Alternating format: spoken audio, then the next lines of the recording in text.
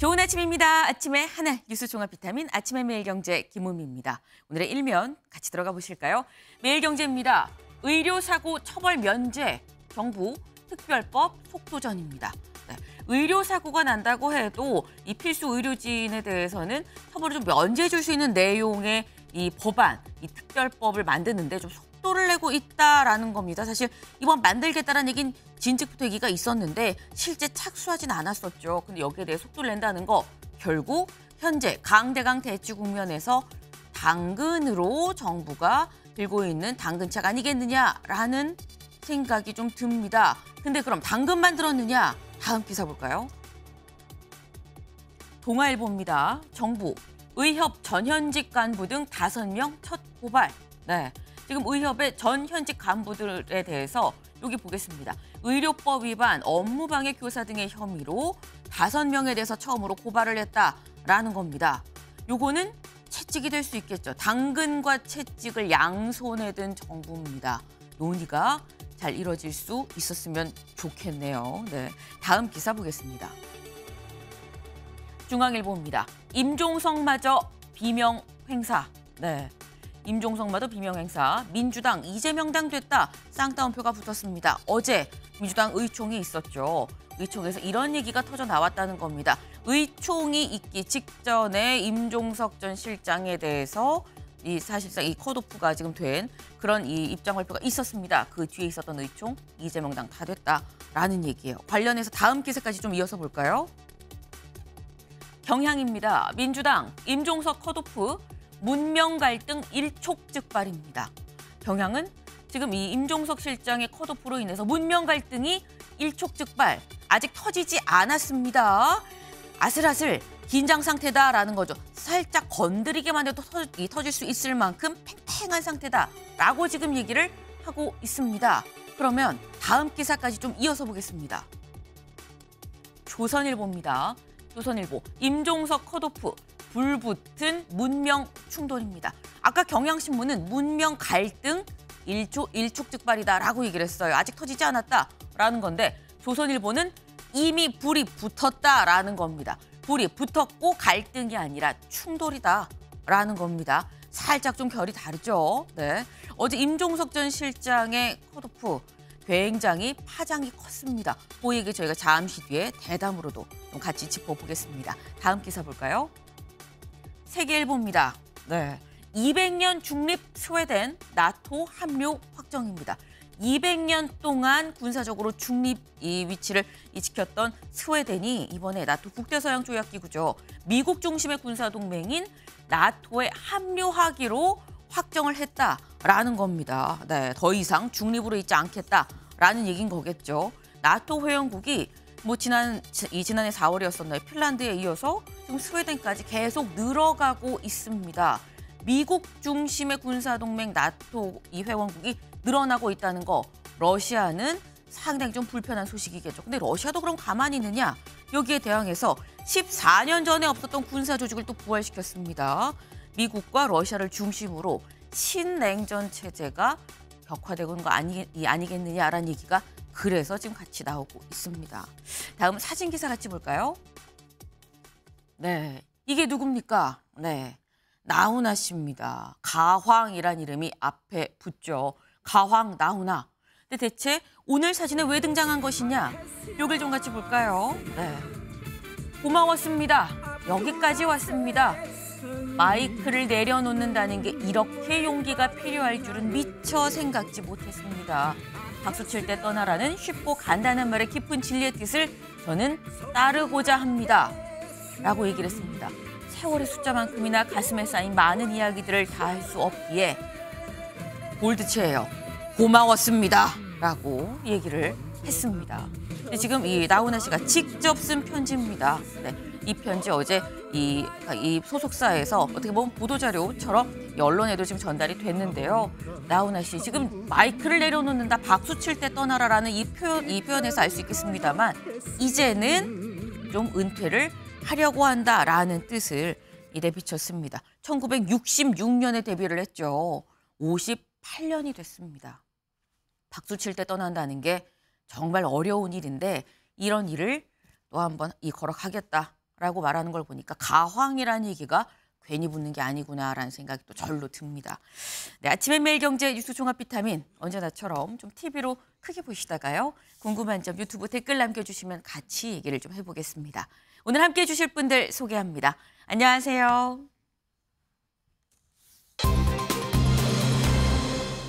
네, 첫 번째 키워드 터졌다. 무엇이 터졌는지 보겠습니다. 임종석 탈락, 고민정 사퇴, 문명 갈등 터졌다. 네, 민주당 공천 파국으로 치닫고 있다라는 얘기가 어제 그제쯤 계속 흘러나왔었죠. 그런데 이제는 터졌다는 겁니다. 올 게 왔구나라는 느낌이에요. 네, 이게 대체 무슨 얘기냐? 일단 이 앞부분부터 좀 보죠. 임종석 탈락. 아까 일면에서 살짝 저희가 말씀을 드렸습니다. 임종석 전 비서실장 서울 중성동 갑에 공천 신청을 넣었는데 전략 지역이었었죠. 여기에 대해서 결과가 언제 나오는 거냐 다들 이목이 집중돼 있었는데 결국 탈락됐습니다. 어제 공천 발표 모습 같이 보고 오시죠. 서울 중구 성동구 갑에 전현희 후보자를 추천하는 것으로 의결하였고, 이 중구 성동 갑은 굉장히 중요한 우리 당의 의사결정 구조이기 때문에 어제도 이 부분에서 많은 토의가 있었고, 오늘 또 대부분 이 지역에 대해서 여러 상호 의원님들 간에 교차 토론, 심의가 있었다는 것을 말씀드립니다. 네, 중성동갑에 임종석 실장 말고 전현희 전 권익위원장을 이 전략공천하기로 결정을 했다라고 얘기를 했습니다. 네. 사실 그동안 민주당 공천 갈등 속에서 임종석 실장의 공천 여부가 뇌관이다라고 얘기가 됐었습니다. 근데 뇌관이라는 게 뇌관을 처리를 하려면 해체시키거나 아니면 터뜨리거나 둘 중에 하나가 될 수밖에 없는 거죠. 근데 일단 서울신문은 터졌다고 표현을 했습니다. 차재원 교수님, 이런 결과 예상하셨습니까? 저는 솔직히 잘 예상을 안 했습니다. 그러니까 바로 전격적으로 공천 배제를 하지는 않을 거라는 생각을 했었어요. 네. 왜 그런 생각을 했냐면 무엇보다도 이 지금 임종석 전 실장이 갖고 있는 정치적 상징성이 사실은 뭐 문재인 정권의 적자라는 측면도 있고 또 하나 586의 적자라는 측면도 있지만 사실 당내의 친문계의 핵심이라는 또 이 측면도 있거든요. 그렇기 때문에 임종석 전 실장을 공천 배제했을 경우에는 네. 가뜩이나 비명 친명 간의 그 개파 간 대립이 이제는 이제 친문과 친명 간의 전면전으로 비화될 수밖에 없다. 사실 어제 실제 이 공천 배제가 되면서 어제 의총에서 폭발했잖아요. 네. 그런 측면들 때문에 상당한 정치적 부담을 아마 이재명 대표가 가질 수밖에 없을 거라는 생각. 또 두 번째는 이 지금 이해찬 전 대표가 임종석 전 실장을 포용하라는 조언을 했다는 거잖아요.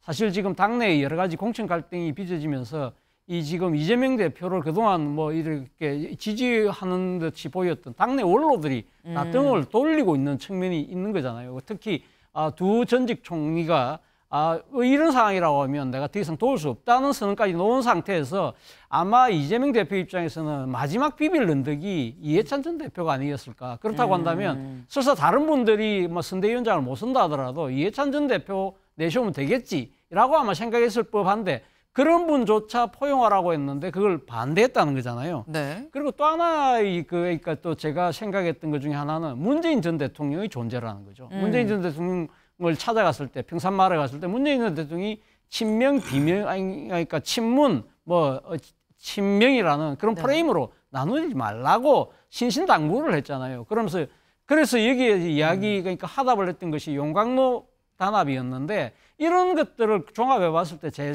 생각에는 아마 이 컷오프보다는 아마 최소한 경선 정도는 가지 않을까. 저는 그렇게 봤었거든요. 그러니까 정말 그야말로 탈락 컷오프가 아니라 그래도 전략 지역에서도 전략 경선을 한번 하지 않겠느냐라고 예상을 했는데 좀 뜻밖이었다라고 말씀을 하셨습니다. 근데 또 한편에선 뭐라고 얘기를 하냐면 전략 공천 지역인데 본인이 지역구 신청한다고 해서 그럼 다 줘야 되는 거냐. 친문 핵심이라고 하면 당에서 중요한 인물이라고 하면 해당 지역에 뭐 경쟁력이나 이런 거 안 따지고 그냥 줘야 되는 거냐라고 얘기할 수도 있는 거 아닙니까, 장 변호사님? 그런데 여론조사를 돌려보면요. 윤희숙 전 의원이 만만치 않은 분입니다. 뭐 경제 전문가이기도 하고요. 이미지도 좋고 이런 부분과 관련해서 여러 정치인들 넣어서 돌려봤다라는 보도 있었죠. 임종석 전 실장의 경쟁력이 없다라고 나오지 않습니다. 당에서도 이기는 공천해야 되니까요. 그리고 이 지역에 무조건 과거에 본인 지역에 가면은 줘야 되냐. 뭐 이게 구태 아니냐라고 이야기하시는 분들도 계십니다. 그런데요. 이 지역에 갈 때 맥락이 있습니다. 본인이 16대, 17대를 이 지역에서 하고 했죠. 18대는 불출마 선언을 했어요. 결과적으로는 무죄가 나왔지만 뭔가 이제 혐의와 관련해서 문제가 되니까 내려놨던 부분이 있습니다. 그때 홍익표 의원이 그 지역에서 삼선을 하게 됐고 서초로 옮겨갔고요. 그 지역의 성동구청장이 사실 출마 저울질을 했습니다. 근데 사실상 교통정리가 됐어요. 그분도 임종석 전 실장과 가까운 분이기도 하고요. 이런 부분을 당이 모르지 않습니다. 이런 맥락이 있기도 하고요.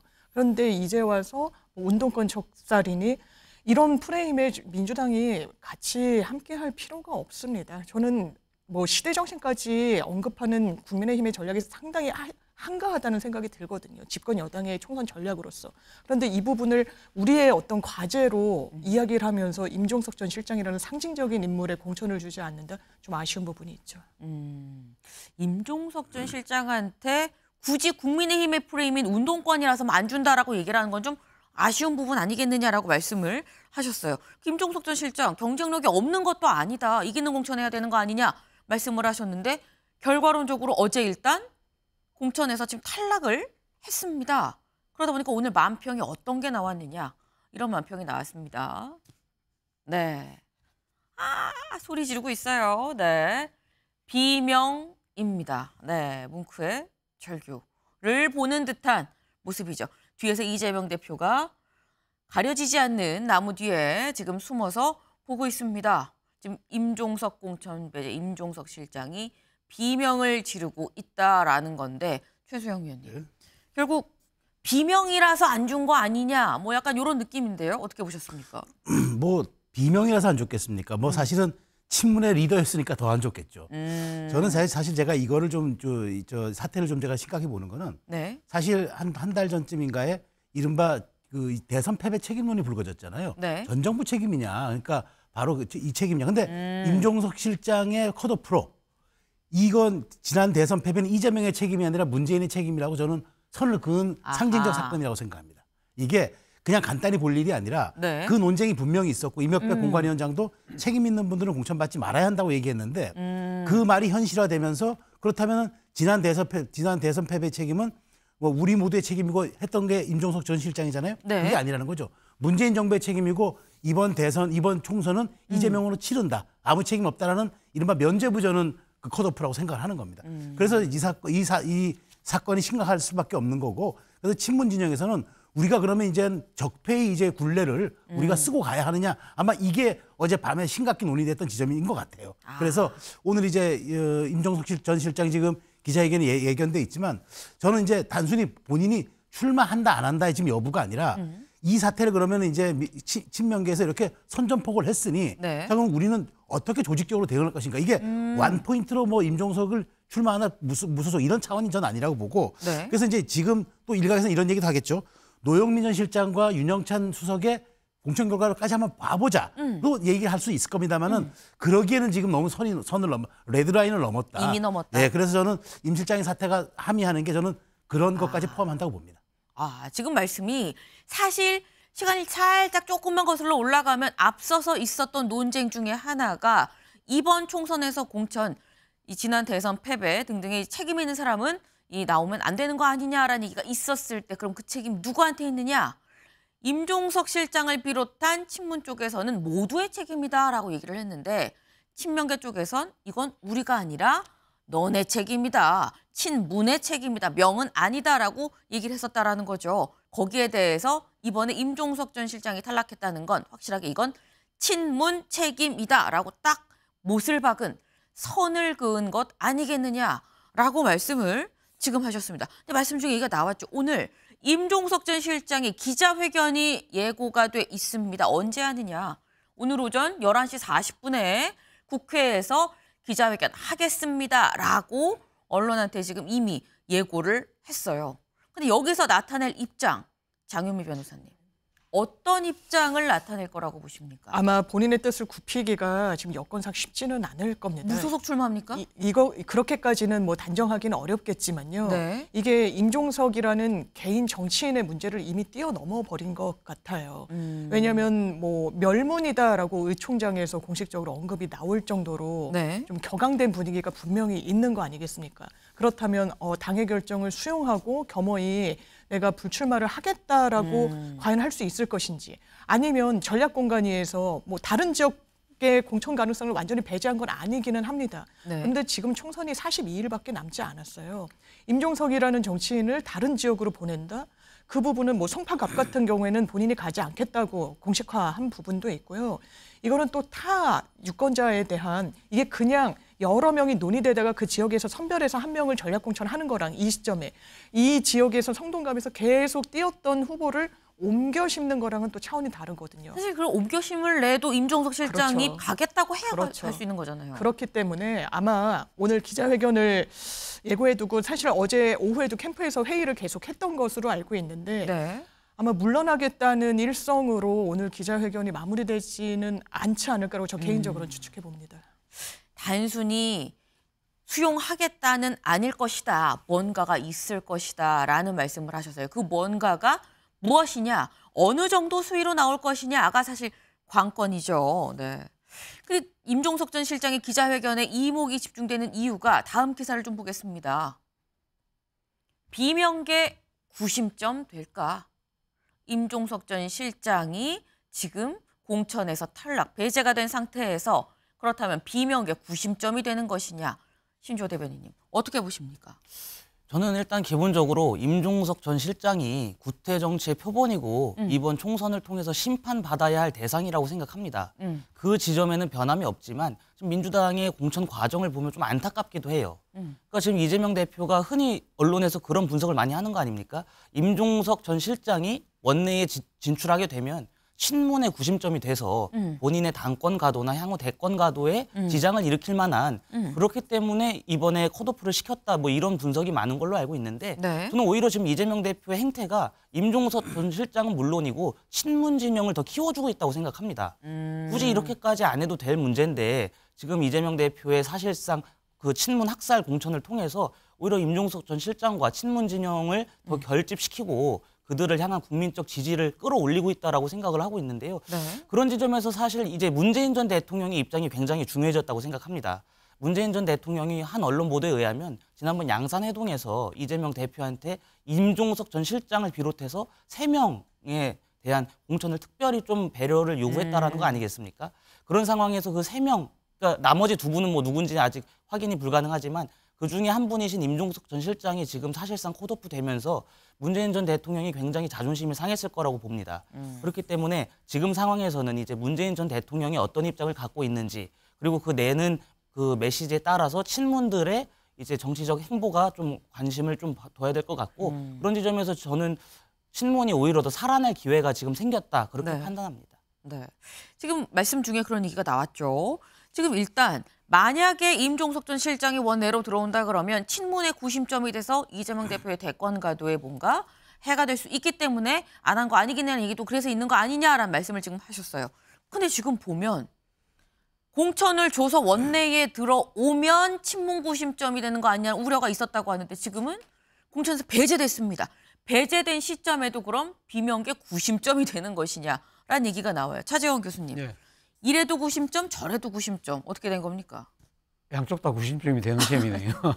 제가 생각했을 때는 오늘 아마 임종석 전 비서실장이 아마 입장을 발표를 하면 네. 아마 상당한 아마 그게 일종의 뭐 자신의 정치적인 소신을 바탕해서 강력한 아마 일종의 이 대응 방안을 아마 내놓지 않을까 하는 생각이 들어요. 그렇기 때문에 아마 그 당내에서는 그러면 지금 현재에서는 입지가 별로 없기 때문에 그렇다고 한다면 본인이 뭔가 강력한 대응을 한다면 중승동갑에 출마를 하기 위해서는 네. 결국은 지금 나갈 수밖에 없는 상황이잖아요. 그런데 네. 문제는 나갈 때 혼자서 단기 필마로 나갈 경우에는 그 효과가 아무래도 떨어질 수밖에 없기 때문에 어제 그 의총장에서 강하게 이 지금 이재명 대표를 공격했던 홍영표 의원이라든지 또 하나는 뭐 전해철 의원 이런 분들과의 일종의 뭐랄까요 공동 보조를 아마 취할 가능성이 상당히 높다. 그럴 경우에는 말 그대로 하나의 핵심, 중심이 될 수밖에 없는 상황인데 네. 문제는 이분 지금 홍영표, 전해철 이분들은 아직까지는 지금 공천 부분이 결정이 되지 않았기 때문에 과연 지금 이렇게 이 다른 분들의 지금 여러 가지 정치적인 결단을 내릴 수 있는 아직까지 시점이 덜 된 상황에서 혼자 단기 필마로 그럼 먼저 나가서 기다리고 있을게 이렇게 나갈 것인지 아니면 아예 새로운 미래라는 새로운 구심점 밖에 또 원심력이 작용하고 네. 있잖아요. 그쪽으로 갈지는 모르겠습니다만 제가 생각했을 때는 아마 새로운 미래로 가기보다는 만약에 이 친문들이 다 같이 움직이는 상황이라고 한다면 본인이 바깥에 가서 구심점이 되고 네. 설사 안에 남는 친문들하고도 뭔가 계속적으로 정치적 교류를 하면서 하나의 뭐랄까요. 지난 2008년도 그러니까 그 총선 당시에 친박계들이 대거 낙선됐지만 당시 박근혜 의원은 안에 남아 있었잖아요. 네. 그러면서도 상당히 정치적 교감을 통해서 소위 말 친박 무소속 연대의 힘을 키우는 네. 그런 방식으로 갈 가능성도 저는 조심스럽게 예측을 해봅니다. 일단 본인이 탈당을 본인만 탈당할 수도 있는 거지만 단기 필마는 세가 별로 안 되니까 다 같이 탈당할 수도 있고 아니면 본인은 안에 있고 밖에 있는 사람한테 어떤 구심점 역할은 하면서 따로 또 같이 갈 수도 있다라는 말씀을 하셨어요. 오늘 오전 11시 40분에 지금 어떤 얘기가 나올지가 상당히 좀 주목이 됩니다. 근데 아까 얘기 중에 나왔죠. 지금 이런 상황, 그럼 문재인 전 대통령이 특별히 좀 부탁을 한 사람 중에 한 명이 임종석 전 실장이라고 하는데 이 임종석 전 실장이 공천에서 지금 탈락을 했다. 여기에 대해서 이 문재인 전 대통령 입장은 어떨 것이냐. 근데 문재인 전 대통령의 입장도 저희가 잠시 뒤에 얘기를 해보겠지만 그 전에 어제 문재인 전 대통령, 문재인 정부의 대변인이었죠. 청와대 대변인. 고민정 최고위원의 소식이 또 있었습니다. 고민정 최고위원 어제 최고위원직 사퇴하겠습니다라고 밝혔거든요. 그 모습 같이 보고 오실까요? 저는 지금의 위기를 지도부가 책임을 갖고 치열한 논의를 해서라도 불신을 걷어내고 지금의 갈등 국면을 잠재워야 한다고 생각했습니다. 그러나 제게 돌아온 답은 차라리 최고위원회에서 물러나라는 답이었습니다. 이름을 말씀드리는 건 좀 적절치 않을 것 같고 어쨌든 민주당 중진 의원께서 최고위원직에서 물러나는 것이 차라리 낫지 않냐라는 인터뷰를 이제 저도 봤습니다. 그래서 그걸 보고 판단을 내린 겁니다. 네, 당을 위해서 문제를 제기했더니 여기에 대해서 한 중진 의원이 물러나라라는 답이 왔다. 기자들이 직접 물어봤죠. 누굽니까? 실명을 거론하긴 좀 그렇고요. 인터뷰를 봤습니다. 라고 얘기를 했습니다. 네, 문제 제기하자 물러나라는 답이 왔다는데 그럼 이 중진은 누구냐? 궁금합니다. 그래서 찾아봤는데 이분이 아닐까 싶어요. 직접 들어보시죠.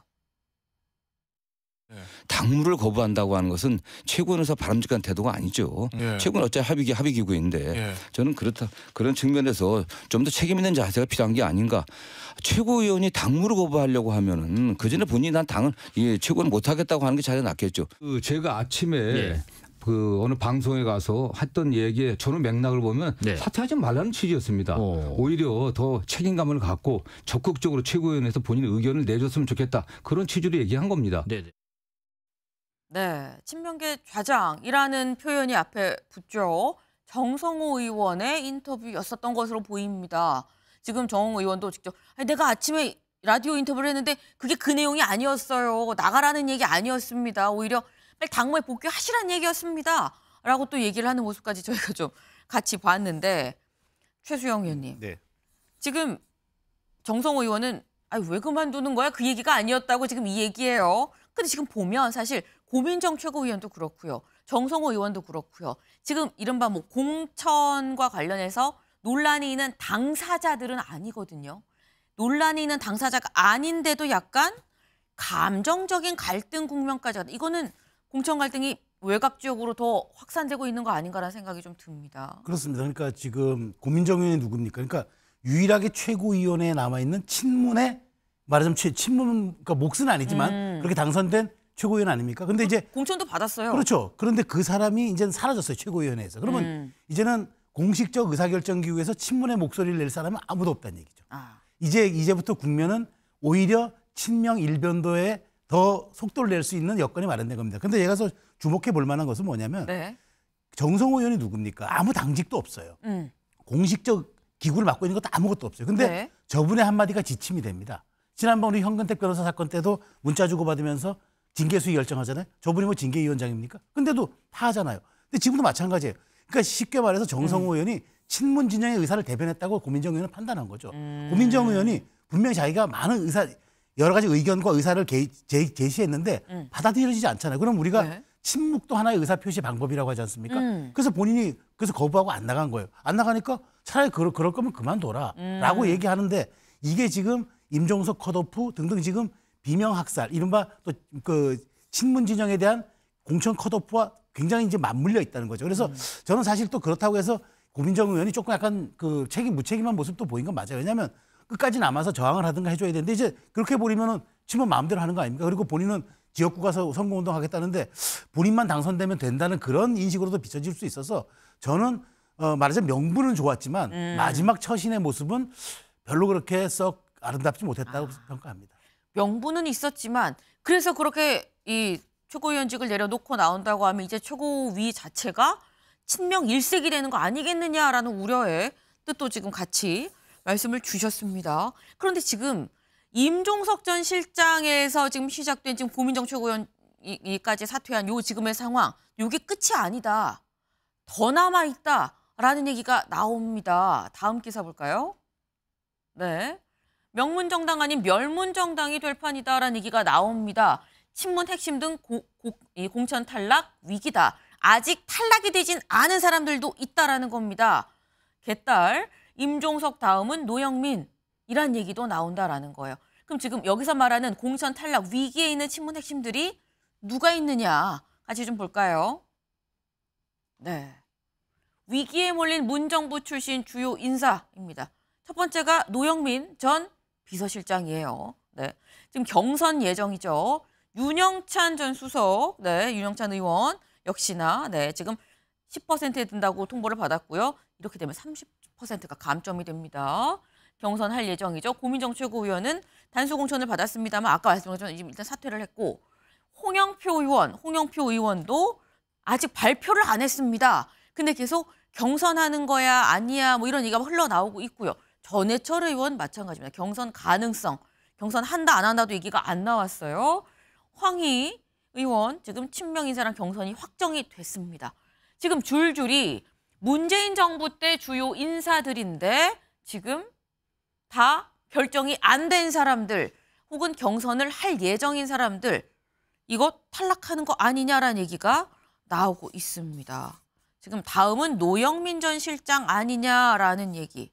장유미 변호사님 어떻게 보십니까? 여기서 이제 고민정 의원은 단수 공천을 받았지만 나머지 분들은 좀 유동적인 상황 아니겠습니까? 그런데 만약 대거 뭐 공천을 받지 못한다거나 경선에 뭐 붙인다거나 내지는 전략 공천 지역으로 분류를 하게 되면 시스템 공천이라고 설명했던 거는 설명되지 않을 겁니다. 시스템 공천 플러스 알파가 있어야 될 거라고 생각하고요. 왜냐하면 여러 잡음이 있었던 걸 인정해야 됩니다. 이상하다고 이제 했던 어쨌든 공식적인 절차를 거치지 않았다고 한 여론조사 업체가 들어온 부분에 대해서 정필모 선관위원장이 세게 문제 제기됐다라는 거 아니겠습니까? 그렇다면 이 부분은 당내 문제를 넘어서요. 총선을 앞두고 유권자들에게 설명하는 부분이기도 해요.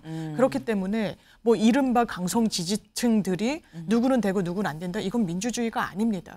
민주주의라는 거는 정말 시스템 공천. 왜냐하면 민주당에는 아주 세밀한 룰이 있는 것도 사실입니다. 그리고 그 부분이 어떤 선거나 민주주의에 기여한 부분이 있으니까 국민의힘에서도 사실 시스템 공천 보수 정당으로 처음 하겠다면서 이 제도를 좀 많이 좀 차용한 부분도 있는 것이거든요.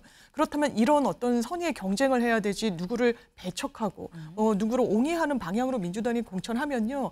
이거는 국민들 선택을 상당히 받기 어려워지기 때문에 지금 남은 부분도 사실 문제이고 임종석 전 실장 문제를 어떻게 마침표를 제대로 찍을지도 사실 민주당 앞에 놓인 과제라고 하겠습니다. 네.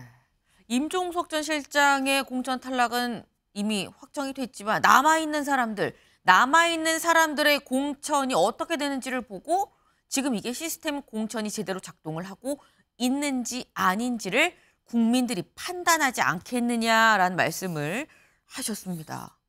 지금 저희가 본 거는 문재인 전 대통령의 입으로 이 활동을 했었던 고민정 최고위원의 얘기까지 좀 같이 짚어봤죠. 그리고 문재인 정부 때 이런 다른 인사들 공천 받을 수 있는 거야라는 우려가 같이 나오고 있는 상황입니다. 그렇다면 아까 이게 나왔죠. 문재인 전 대통령은 어떤 입장이겠느냐라는 겁니다. 얼마 전에 이재명 대표, 문재인 전 대통령 만났습니다. 그 모습 같이 보고 오실까요? 아유, 어서 오세요. 네. 아유. 감사합니다. 아유, 보자. 네. 이거 또. 이거 지금 뭐. 아유, 잘 남았네. 네. 가로도. 많이 남았는데요? 네. 수술 자국하고 십자가 됐습니다. 안쪽은 안 괜찮고요? 정맥만 좀 잘려가지고, 동맥은 안 다쳤다. 또 그 얘기를 하셨어요. 예전에 문재인 전 대통령님과 이재명 당대표가 만났을 때 우리는 하나다라고 하면서 명문정당 얘기를 하셨어요. 우리가 이제 다 같이 이렇게 하나된 힘으로 왔는데 총선 즈음에서 친문과 친명을 나누는 이 프레임들이 있는 것 같은데 참 안타깝다. 우리는 하나고 또 단합이 다시 한번 제일 중요하다는 말씀을 식사를 하면서 문재인 대통령께서 말씀하셨고요. 네, 분명히 불과 얼마 전이었습니다. 두 사람 만나서 화기애애해서 뭐 괜찮냐고 이렇게 보기도 하고요. 분위기 좋았습니다. 그리고 했었던 얘기가 명문정당이다. 우리는 하나다. 몇 번에 걸쳐서 우리는 하나다. 우리는 하나다라는 메시지가 반복해서 나왔죠. 그런데 임종석 전 실장이 공천에서 배제가 되고 다른 문재인 정부 때 인사들도 위태위태하다라는 얘기가 같이 나오고 있습니다. 신주호 대변인님, 아까 문재인 전 대통령의 입장이 좀 중요해 보인다라고 말씀을 하셨어요. 그렇다면 문재인 전 대통령 입장을 낼 것인가 말 것인가, 낸다면 어떻게 낼 것인가, 어떻게 보십니까? 저는 문재인 전 대통령이 입장을 내지 않을 거라고 봅니다. 안 낸다? 내지 않을 거라고 보기도 하고 안 내셔야 한다고 생각합니다. 문재인 전 대통령이 퇴임하면서 잊힌 삶을 살겠다라고 한 거 아니겠습니까? 그런 상황에서 지금까지 계속 윤석열 정부를 비롯한 저희 여당을 향한 공격을 사실상 계속 해오셨습니다. 그러한 비판에 대해서 국민적인 그 비판도 많이 받으신 상황이기 때문에 지금 뭐 사실 이 문제가 전국적인 문제가 아니지 않습니까? 오로지 민주당 당내 문제인데 그 상황에서조차 전직 대통령이 만약에 입장을 낸다라고 한다면, 그리고 그 입장이 이재명 대표를 비판하는 형식의 입장이라고 한다면 그것은 민주당 내에서뿐만 아니라 국민적인 또 비판을 받을 것이기 때문에 근데 입장을 안 내셔야 된다고 보고, 그렇기 때문에 저는 문재인 전 대통령이 직접 안 내지만 간접적으로 낼 거라고 봅니다. 어떤 방식으로요? 저는 그 간접적으로 입장을 낸 것이 이번 고민정 최고위원의 사퇴라고 저는 개인적으로 생각합니다. 그러니까 고민정 최고위원이 저는 독단적으로 사퇴를 결심했을 것 같지는 않고요. 고민정 전 최고위원을 비롯한 친문 진영들 간의 아주 긴밀한 협의와 그 토론을 거쳐서 이 결론을 냈다라고 생각하는데, 그렇기 때문에 지금 친문 진영에서는 이번 총선 이후를 바라보고 있다. 저는 그렇게 판단합니다. 그러니까 이번 총선에서 자신들이 역할을 안 해야지 이재명 대표를 향한 그 심판론, 그것을 더욱더 거세게 몰아붙일 수가 있기 때문에 오히려 이번 총선에서 저는 친문 진영은 개인적으로 패배하지 않을까라는 예상을 한 것 같아요. 그렇기 때문에 총선 패배 이후의 상황을 염두에 둔 친문 진영의 지금 결집, 그 행보를 하고 있지 않을까라는 생각을 하고, 그런 지점에서 문재인 전 대통령이 직접적으로 입장을 안 내는 형식을 취할 것이다. 그렇게 생각합니다.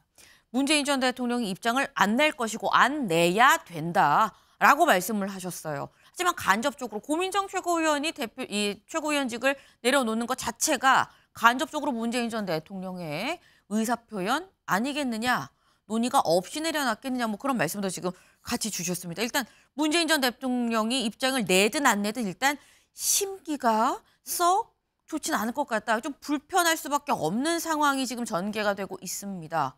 근데 지금의 이런 상황이 불편한 사람이 문재인 전 대통령만이 아니다라는 거예요. 다음 기사 좀 보겠습니다. 이해찬까지 부탁한 임종석 빼고 변호사비, 법카 편든 전현희 공천. 네, 이해찬 전 대표도 임종석 전 실장에 대해서는 공천을 줘야 된다, 통합해야 된다, 하나 돼야 된다라는 얘기를 직간접적으로 전했다라는 얘기가 계속 들려왔었습니다. 그런데 결국 궁극적으로 임종석 전 실장한테 공천이 가지 않았습니다. 그럼 어제 공천 탈락, 공천 배제 소식이 들려온 이후에 이해찬 전 대표는 어떤 입장이겠느냐, 이런 보도가 있었어요. 네, 민주당 내에 있는 이해찬계 인사의 말에 따르면 이해찬 상임고문의 마음이 완전히 떠났다라고 얘기를 했다고 합니다. 네, 그러니까 지금 임종석 전 실장 주라고 했는데 안 줬다? 마음이 누구한테서 떠났냐? 이재명 대표한테서 좀 떠났다라는 얘기인 거예요. 근데 이 얘기는 차재원 교수님, 이해찬 전 대표 얘기도 안 들은 건데 이해찬 전 대표는 아까 잠깐 얘기 나왔습니다만 이재명 대표를 지금 당대표 자리에 있게끔 그 전에 민주당의 대선 주자가 되게끔 어떻게 보면 이끌어준 사람으로 다 알고 있거든요. 그렇죠. 그런데 그런 이해찬 전 대표 얘기를 듣지 않았다는 건 없어도 나 혼자 뚜벅뚜벅 갈 수 있다라는 걸까요? 뭐 그런 식으로 지금 비치고 있는 게 사실이잖아요. 그렇기 때문에 지금 이해찬 고문이 이야기했다는 마음이 떠났다는 이야기도 상당히 일리 있게 들리는 부분이 분명히 있거든요.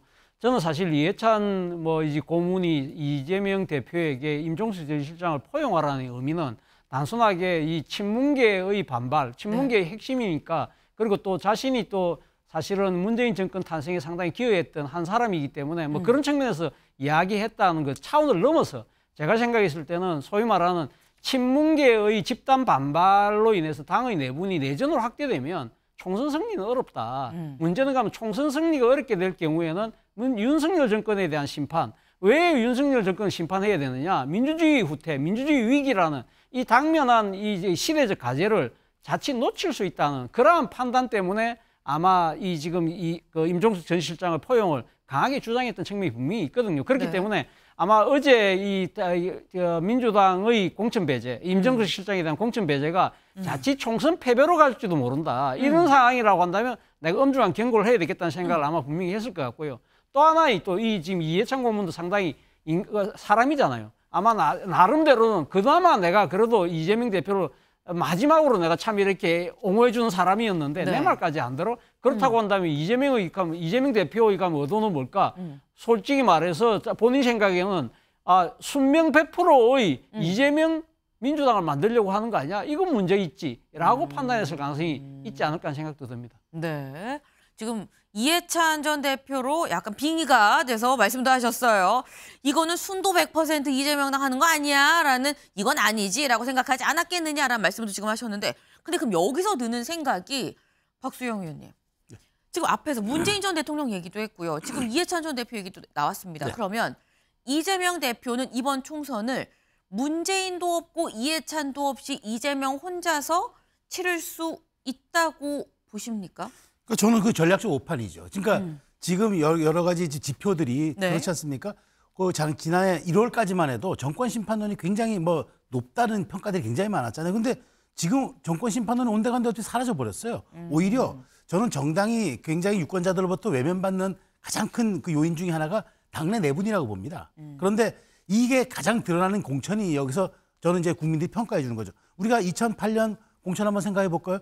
노이사 공천이라고 그때 해서 노무현 시절에 노무현 그다음에 이화여대 그다음에 486 그리고 이제 지난 2017년 옥새 들고 나르샤 유권자들이 여지없이 심판합니다. 왜냐하면 그 당의 내분이 그 공천 과정이 결국 민주주의의 과정을 보여주는 거로 판단하는 거거든요.